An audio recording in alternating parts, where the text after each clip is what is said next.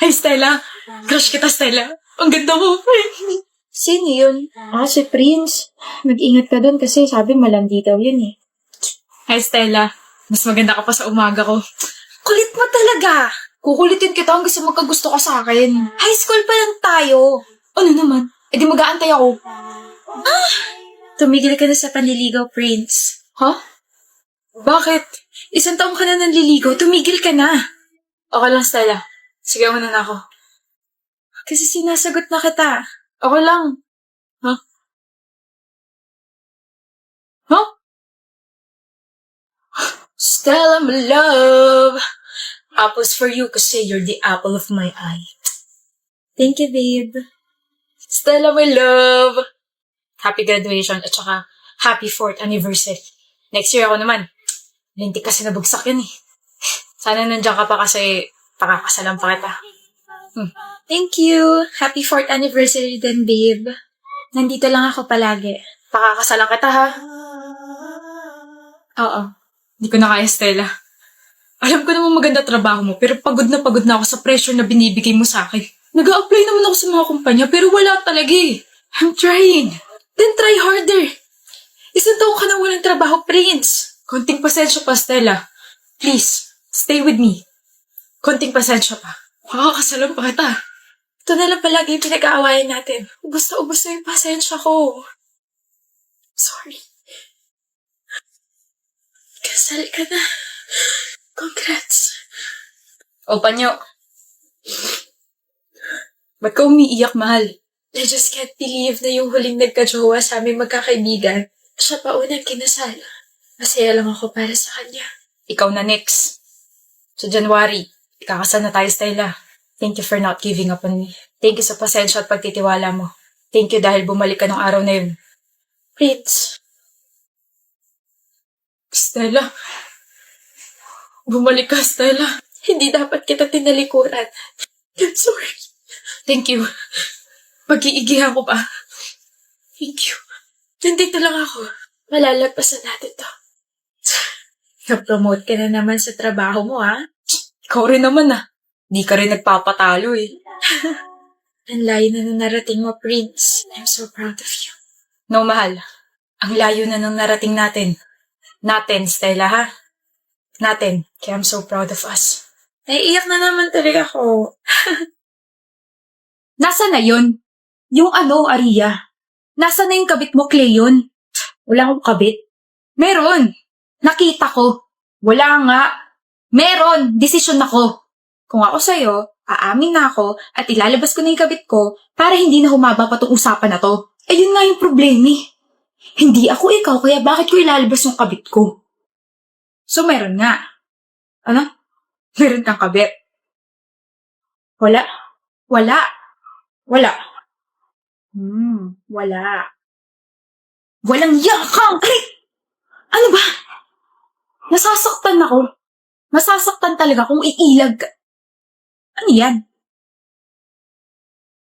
Aria? Sa labas na tayo mag-usap, please. Tumabi ka. Extension? Oh, please! Nakakailang takes na tayo tapos hindi pa rin maayos yung pagkakabit niyo na extension. You are all useless. Pasensya na po, Miss Adina. Hindi yata po nakabit ng maayos. Ano hindi yata? Stupida. Hindi talaga maayos yung pagkakabit. Calm down, Adina. Calm down? Stupid stylist. Stupid production. You are all stupid. Sinasayang niyo yung oras ko. Baka nakakalimutan niyo na ako ang pinaka-busy rito. I still have a mall show to attend after this shooting. Pero ganyan kayo kabobo. Ano ba, Adina? Isa ka pang hampas lupa ka. Extra ka na nga lang dito, hindi mo pa ayusin yung trabaho mo. My gosh.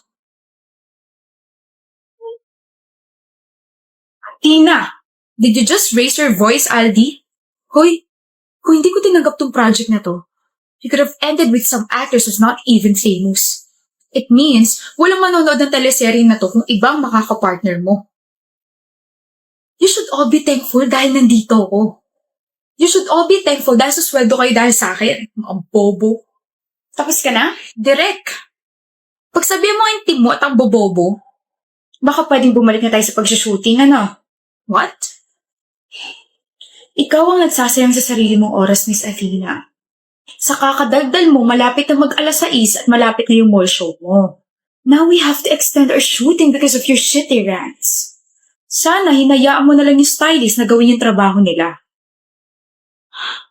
Nga pala, you're really not a good actress. If I could rate you, it would be 4 out of 10. Because you will forever be a shitty actress. Pero salamat sa pagtanggap ng role, Athena, ha? At least nalaman ko na totoo pala ang rumors na si Athena na napakasikat na actress ay masama ang ugali, maitim ang budhi, at masama ang timpla ng mukha.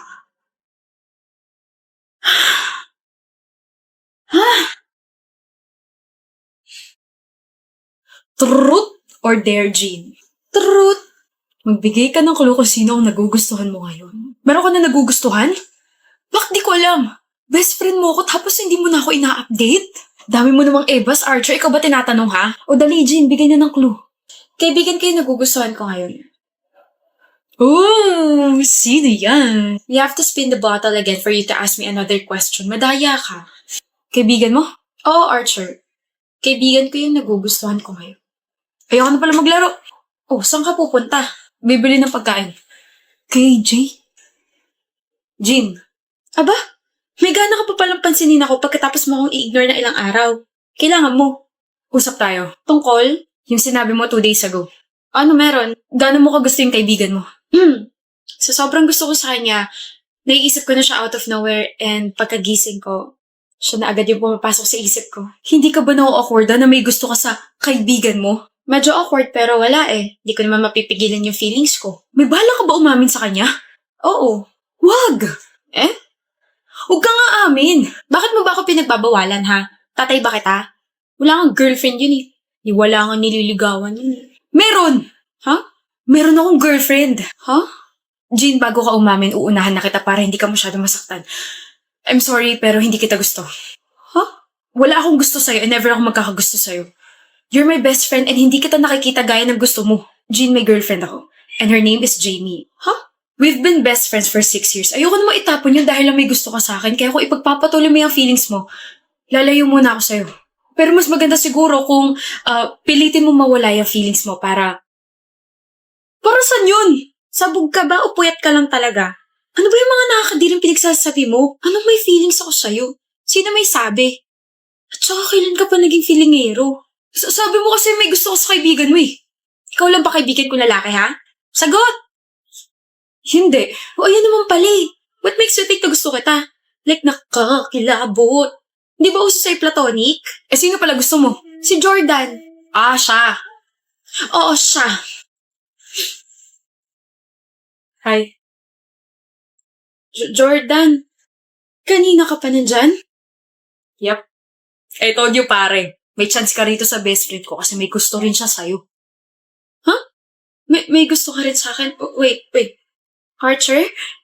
You set me up? O tama ka.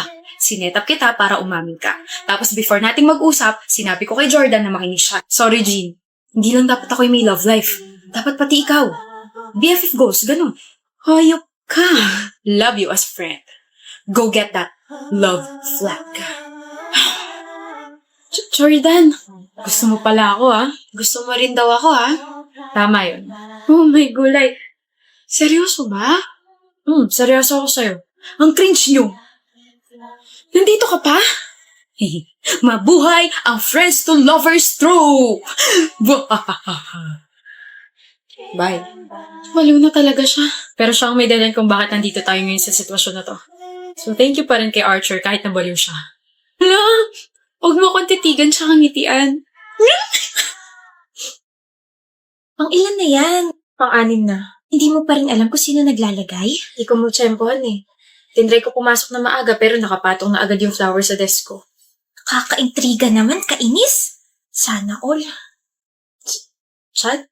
Oh. Ikaw ba nagiiwan ng mga flowers sa desk ko? Natanggi ko yung desk mo. Nalaglag to bulaklak kaya pinulot ko.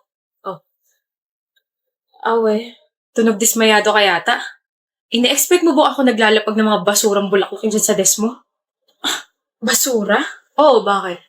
Hindi lang yan yung basura. Pati yung nagbibigay, basura rin. Di ka man lang mabigyan ng totoong bulaklak. Bitter ka lang siguro. Hindi ako bitter. Bitter ka, Chad. Bakit ako magiging bitter ako nakapag-break sa'yo? Visit, bakit ba ako nakikipag-usap sa'yo? Bakit nga nakipag-break ka sa akin? Girl, walang iniwan na bulaklak sa desk mo ngayon. Bakit kaya? Obligado ba yung taong yun na mag-iwan? Oo, hindi man lang pinaabot sa Valentine's. Ay, nabitin kilig ko.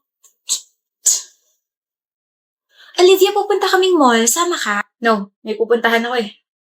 Sino kaya yan? Tao po. Tao po. Ano ba yun? Chad, Ginagawa mo rito. absent ka kasi. O ano naman sa'yo? Ngayon ka lang umabsent so I got worried. Ay, mas ka na. Well, hindi ako aalis hanggat hindi mo inaaman na ikaw talaga yung naglalapag ng mga bulaklak sa desk ko. Nagsasabi mo dyan. Bakit ka may hawak na bulaklak na katulad nun sa akin? Anak ng gatas naman. Easy. Oo na. Sa akin galing yung mga yun. Okay na. Umalis ka na. Mahal mo pa rin ba ako? Anong klaseng tanong yan? Chad naman kailangan ko malaman. Kailan ba ako tumigil na mahalin ka? Uy, bakit ka nakapag-break sa akin kung ganon? Tinawag mo pang basura yung mga handmade flowers pero ikaw rin pala yung gumawa nun. Di kita maintindihan. Baka tawanan mo ako eh. Nung Christmas, yung nagpadala sa'yo ng 24 roses, di ba? Hindi ko tinanggap yun, sinauli ko yun. Alam ko. Sinoli mo naman yun pero insecure ako eh. Pakiramdam ko hindi ako karapat dapat para sa'yo. Kaya yun, pagkatapos ko makipag-break sa'yo, nagalit ako sa sarili ko. Baka iniisip ko nung time na yun. Tapos napagdesisyonan ko na mag-part-time sa isang fast food chain para kapag nagbalikan na tayo, may mabibigay na ako sa'yo. Tapos bumili ako ng materials pang crochet kasi yun yung kasya sa budget ko eh. Kaya pasensya na kung You're more than enough, Chad. You, your efforts, your love are more than enough.